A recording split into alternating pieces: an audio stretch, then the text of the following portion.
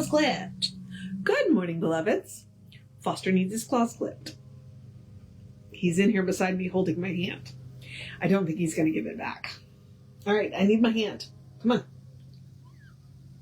All right, well, here we are. Did I say good morning, beloveds? If not, good morning, beloveds. Yeah. This is where we're at. My cat is holding my hand. So, kind of makes it hard to pick books up and read books and do things like that. But we are doing the meditations in part 6 of the Science of Mind text. So I like to do the housekeeping before. What the housekeeping means is I just remind you that we are Creative Life Spiritual Center, and we have a website, which is creativelife.org. We have a constant contact email, which if you email info@creativelife.org, that will get you on the constant contact email. You get 1 email a week unless something unusual happens. I hope you can't hear that, but you probably can, and it's really annoying. But, hey, they do yard work when they do yard work, right? Hang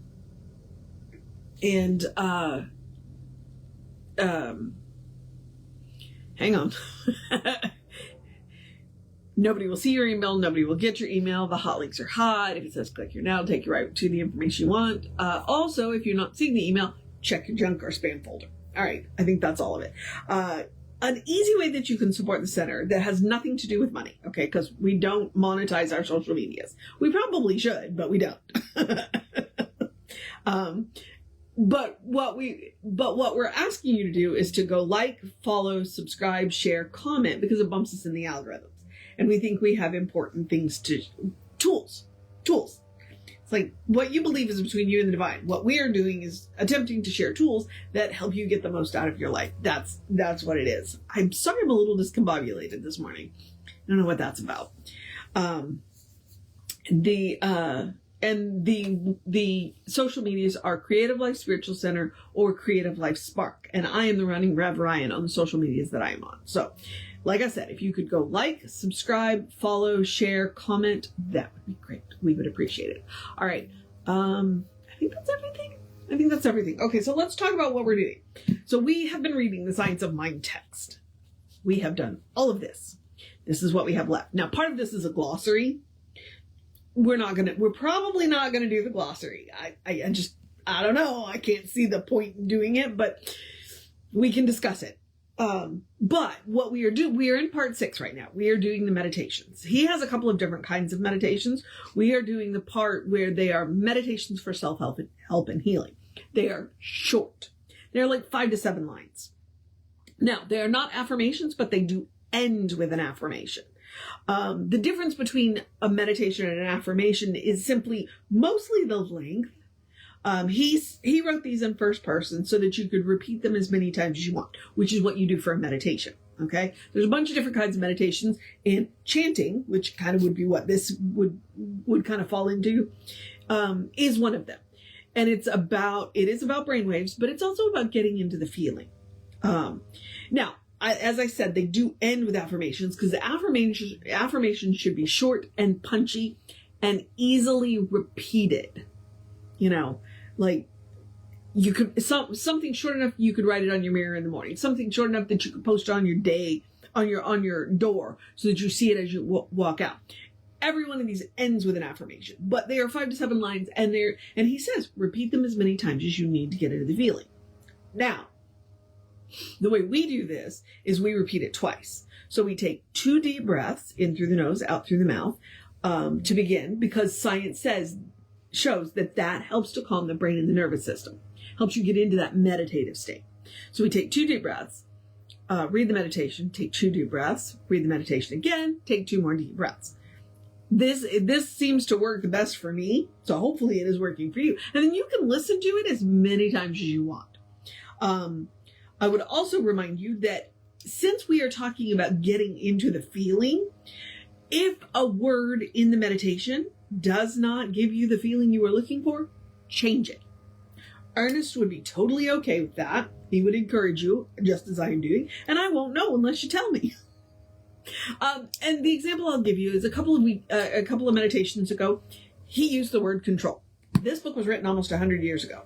I had an issue with that. Did I have an issue because the meaning of the word has slipped a little bit? Maybe. Or maybe because I'm a woman, or maybe because that day I just didn't feel good. It matters. So I substituted the word support.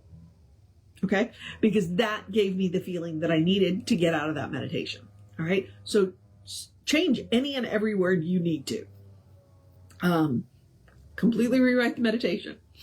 Which would not be a bad way of learning to write your own meditations, because that might be slightly more effective. But here we are. All right. Now I have to turn the page on this one, so this should be fun. Half of it's on one page and half of it's on another. And if you're curious to know where we are, I happen to be in this book, I'm on 527.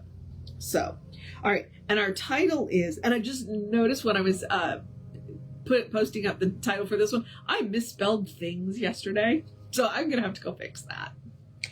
But I'll get to it when I get to it. All right, beloveds. So what we are is the way is made clear before me. And all of the lawn equipment going on right now is not getting me into the meditative state. So let's take those nice deep breaths.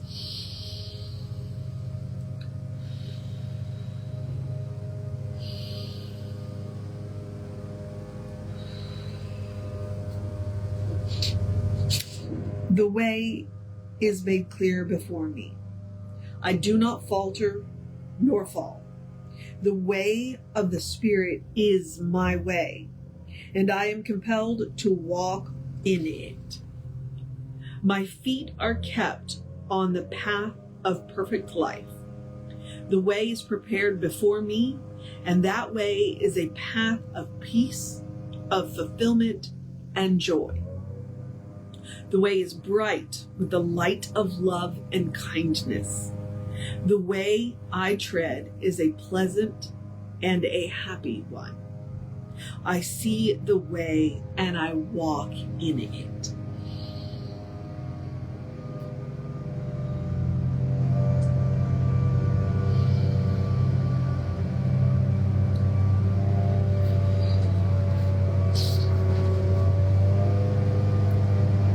The way is made clear before me. I do not falter nor fall. The way of the Spirit is my way, and I am compelled to walk in it. My feet are kept on the path of perfect life. The way is prepared before me, and that way is a path of peace, of fulfillment, and joy. The way is bright with the light of love and kindness. The way I tread is a pleasant and a happy one. I see the way and I walk in it.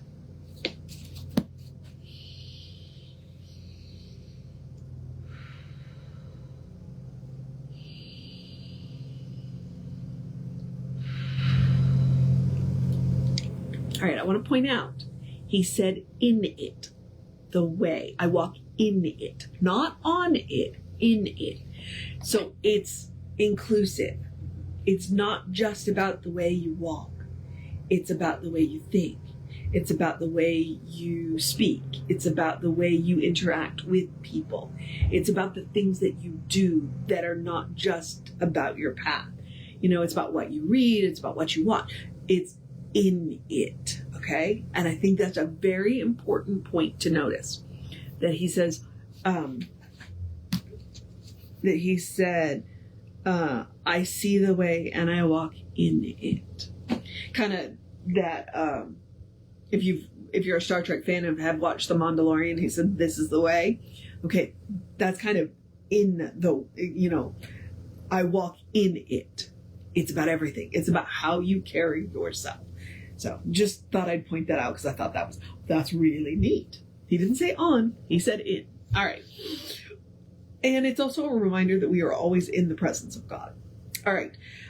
So I'm now going to move on into the process of my day, but I am going to going to encourage you to have a great day, a wondrous day, a fantastic day, a magical day, an enchanted day, a wonderful day, an awesome day, an amazing day, you got this day, send up a treatment for your friend's day, a love on your fur baby's day, a call a good friend day, a take care of yourself day, a drink plenty of water day, I'm rapidly running out of adjectives day, a let yourself be done when it's time day, a good day, and if that is too much pressure, simply have a day. You are enough, just as you are.